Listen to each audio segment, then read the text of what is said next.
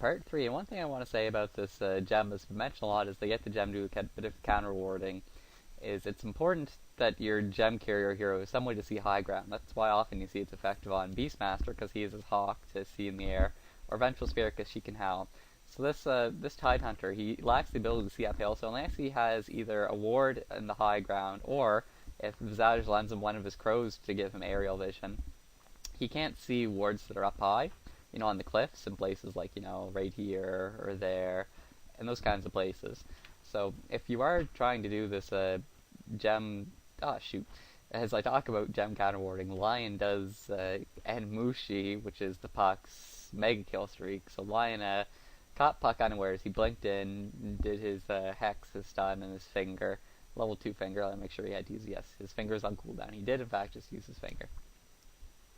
But yeah, for the gem counter warding, it's fairly important, not essential, but fairly important to have some ability to see up high in the places that your ground vision can't cover, or else you might miss some very critical wards like maybe this one up on this cliff, or I don't know. There are lots of cliffs, and the cliffs are very commonly used as ward locations. Despite Lion's ninja kill against the Puck, there's still, oh my goodness, the ultimate orb from the Raijin is going straight into a sheep stick, which I guess I probably should have thought of that. I did not. Normally they go for a defensive item first. He is being very aggressive getting the early sheep stick. Despite going up against a Lion and all of Lion's disabled, he has opted just to go straight into his own sheep stick. This is a bit unusual. We'll see if it works out well for him or if it does not. He's only inches away now. All he needs is the Void Stone, so he'll finish it off in no time. The Visage has picked up his ultimate orb, so that might be yet another sheep stick, although he may or may not finish it. It'll probably take him a long time. They'll need to push some towers to help him finish it off. Crystal Maiden only just now putting her final point into her aura. Where are you, Crystal Maiden? Level 7, so she just hit level 7 right now. So compared to a level 15 Storm Spirit, oh my goodness, she is pretty far back in the level game. Actually, in general, talk about everyone's levels. So Sentinel has a 15, 14, 13, 12, 9 compared to 15, 14, 13, so that's the same. But the two support heroes on the Sentinel, the Scourge team are better leveled. They're 12 and 9 as opposed to 9 and 7. And Storm Spirit zipping in for a very long distance kill. However, Lion is here to blink in and sheep him and hex him and stuff. Storm Spirit does have his hex stick, and Lion goes down, and the Visage goes down, and sorry, not the Visage, someone on the Lion, and I forget who else. But the Visage is beyond godlike, is what I meant to say. The Visage is absolutely dominating this game with his birds, and I guess this is why you see Visage Purr banned. If you use those birds effectively and get your stun off with both of them, they can be very, very deadly. And when he hits level 16, his birds are going to be even more dangerous. Oh my goodness, Lion zips in for a kill against the Alchemist. He does get frozen by the Crystal Maiden, however the Alchemist goes down. Alchemist's poor farm has not made him be durable enough to withstand this pressure. Witch Doctor is using his ult. Storm Spirit is zipping all over the place, even once Crystal Maiden, who's only level 7, is a very easy kill. And down she goes. So that is that a full team wipe? That is everyone except, that's pretty much everyone. They still have the Lion around, and the Visage. But they take that tower with just dominance. They take a tower and pretty much wipe the enemy team in the process. So at this point in the game, I think it's pretty much toast. Sentinel, I guess that's one thing I'll mention. When you're in this position and you're screwed, you're down 13 to 25 in the hero kills. You haven't lost a Rax yet, so you still have a chance. What do you need to do to come back in the game? Well, one thing that really makes things even worse is if you let the enemy team get a Rosh off,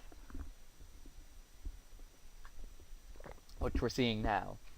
So if you're behind, it's usually pretty important not to try and let the other team rush off, because that will just put you further behind. But in a position like this, there was really nothing they could have done. They were all just killed, and their team wipe basically resulted in this giving up this Rosh, which is bad. But let's assume that you're at this point, the enemy team is just rushing, you're still behind. What do you have to do? Well, I think You have to get off some very good ganks, because they're not going to win this game by splitting up and farming. That is not going to work. They need to get some very ninja-y team fights. I think you need to try and initiate a team fight somewhere very unexpected. You really have to pull something clever out of your hat, which is difficult to do against high skilled opponents. These high skilled opponents are usually expecting, and they have wards in many places to prevent a lot of the ways you can come in. Actually, I'll switch to Scourge Vision at the moment, so we'll see. Sentinel really has to catch a Scourge hero off guard, and so Scourge isn't omniscient, despite them having a gem which countered a lot of Sentinel's wards. Scourge themselves do not have any aggressive wards on the other side of the river. So Scourge, however, despite their poor vision across the river, they're staying on their own side where they're very safe. It'll be very difficult for Sentinel to come across the river and gank them. They can't come through here. They can't come through here. The only place they could come is up through here. So the only way Sentinel could pull off a surprise gank really is if their entire team walked up through here, maybe around here, and popped out of there. But, I mean, that's the thing, they don't know which way they have to go. They might try and go this way, but they just don't know. And now Sentinel, oh my goodness, this, very clever, the Tide Hunter picked up an illusion rune, which gives his illusions with the gem also true sight, so he's counter-warding with illusions, which is kind of hilarious, and something I've not really seen before. But yes, illusions are a very effective way to counter-ward if you have that gem, without even being at risk of losing the gem. So Scourge is bottom, and we'll see if there is a gank. So they do see that there is an Alchemist here, who has finished his Radiance.